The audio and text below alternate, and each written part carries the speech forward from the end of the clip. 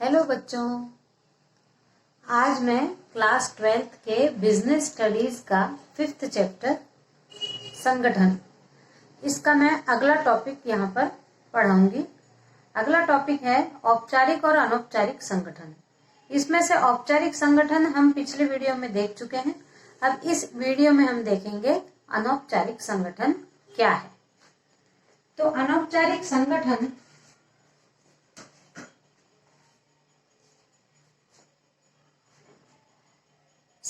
का वह सामाजिक ढांचा है जिसका निर्माण व्यक्तिगत आवश्यकताओं की पूर्ति के लिए किया जाता है। यानी वो व्यक्तिगत आवश्यकताओं की पूर्ति के लिए होता है, वो ऑफिशियल बातों के लिए नहीं है।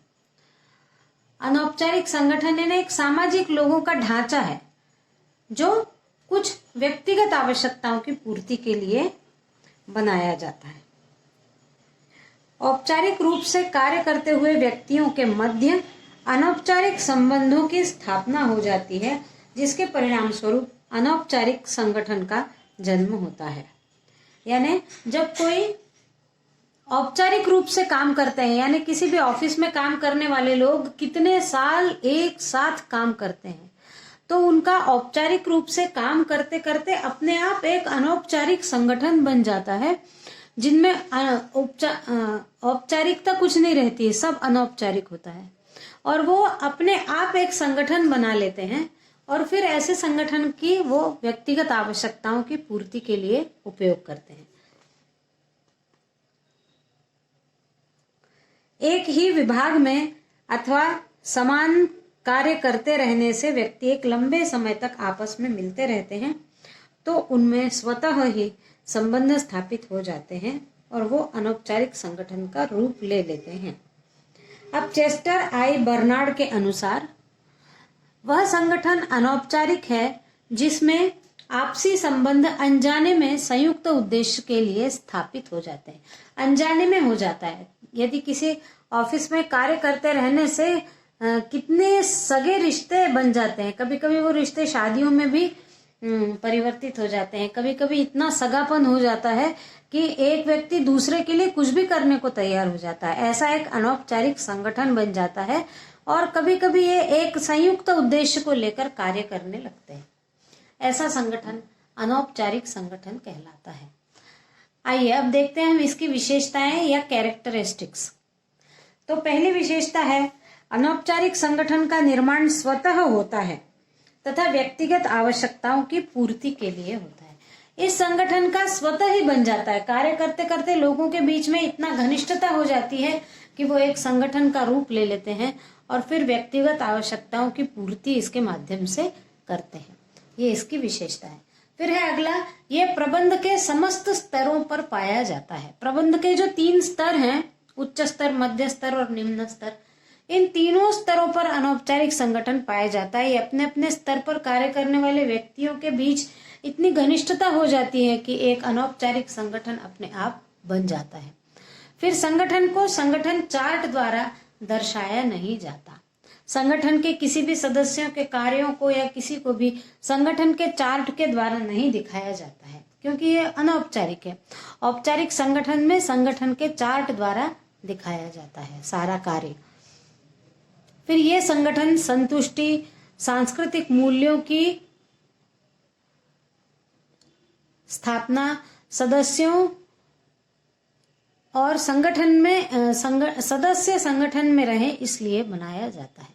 यानी सामाजिक संतुष्टि के लिए, सांस्कृतिक मूल्यों की स्थापना के लिए और सदस्यों को संगठित रखने के लिए अनौपचारिक संगठन बनाए जाते हैं। फिर संगठन में परंपरा व मूल्य होते हैं पर लिखित नहीं होते। संगठन की एक परंपरा भी होती है, उसके कुछ मूल्य भी होते हैं, कुछ नीतियां भी होती हैं, पर वो कहीं भी लिखित नहीं होती है। वो सब संगठन के द्वारा आपस में बोलचाल के द्वारा ही तय कर लिया जाता है। फिर अगला है, ये सामाजिक रीति रिवाजों पर पारस्परिक संबंधों का परिणाम होते हैं। सामाजिक रीति रिवाज और पारस्परिक संबंधों के कारण अनौपचारिक संगठन बनते हैं, उसका परिणाम होते हैं। अगला टॉपिक हम देखते हैं अनौपचारिक संगठन के लाभ या एडवांटेजेस ऑफ इनफॉर्मल ऑर्गेनाइजेशन। अब इसमें लाभ हैं तो कुछ हानियां भी होती हैं, पर हमको लाभ पहले देख लेते हैं, फिर हानियां देखेंगे। लाभ है औपचारिक संगठन का पूरक। अनौपचारिक संगठन जो है वो औपचारिक संगठन का पूरक माना जाता है, क्योंकि जो औपचारिक संगठन में कमियां होती हैं उन सब कमियों को अनौपचारिक संगठन दूर कर देता है और उसको दोषों को दूर करके प्रभावी बनाता है, इसलिए यह औपचारिक संगठन का पूरक माना जाता है। फिर इसका दूसरा लाभ है भेदभाव की समाप्ति। औपचारिक संगठन व्यक्तियों में आपसी भेदभाव को समाप्त कर देता है। कर्मचारियों के भी आपसी संबंध सुदृढ़ हो जाते हैं और वो एक दूसरे को समझने का अवसर प्रदान करते हैं और प्राप्त भी करते हैं। इसके कारण भेदभाव की समाप्ति हो जाती है, क्योंकि ये एक अनौपचारिक संगठन में इसमें औपचारिकताएं निभाने की आवश्यकता नहीं होती है, इसलिए दो कर्मचारियों के बीच भी भेदभाव समाप्त हो जाता है। फिर अगला है संचार व्यवस्था में कुशलता। अनौपचारिक होने के कारण कोई भी बात यहाँ से वहाँ बड़ी आसानी से चली जाती है और इसलिए व्यवस्था में कोई बाधा नहीं आती, क्योंकि संदेश वाहन जो है वो कुशलता पूर्वक कर लिया जाता है। एक व्यक्ति के माध्यम से एक बात को दूसरे व्यक्ति तक बहुत आराम से पहुंचाया जा सकता है। फिर है अगला समन्वय एवं सहयोग का वातावरण। अनौपचारिक संगठन की उपस्थिति से संस्था में समन्वय और सहयोग का वातावरण बन जाता है, जिससे परस्पर प्रेम सद्भाव की भावना जागृत होती है। लोग एक अनौपचारिक संगठन होने के कारण एक दूसरे की बहुत मदद करना चाहते हैं, सब में समन्वय होता है, एक दूसरे का सहयोग करना चाहते हैं।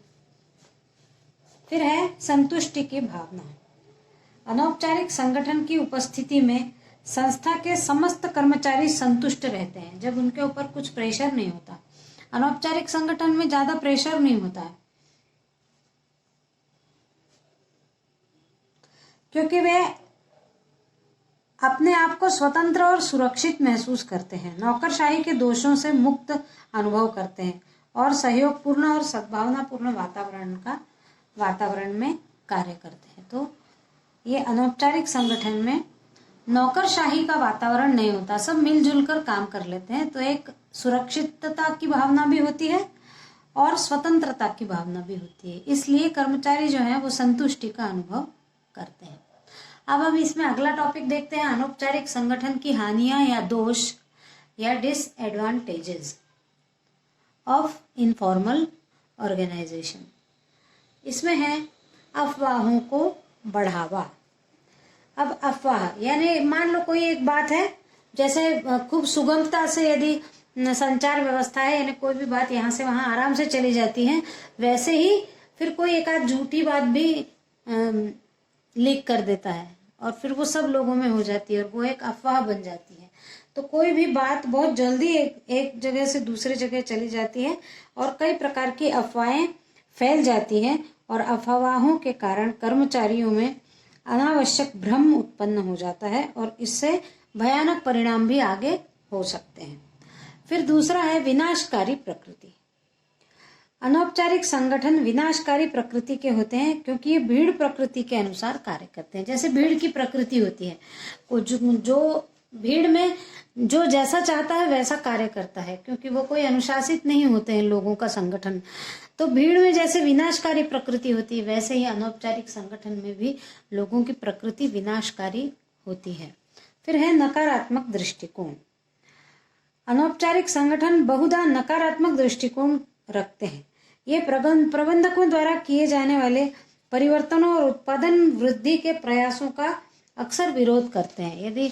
यदि अनौपचारिक संगठन है तो ये कभी कभी अपने जो प्रबंधकों के स्तरों का भी निर्णयों के भी विरोध कर दिया करते हैं।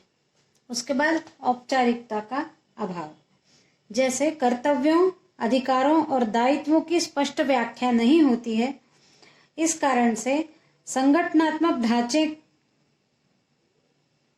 में संबंधों की व्याख्या न होने के कारण कार्य में दोहराव, टकराव और भ्रम की स्थिति पैदा हो जाती है।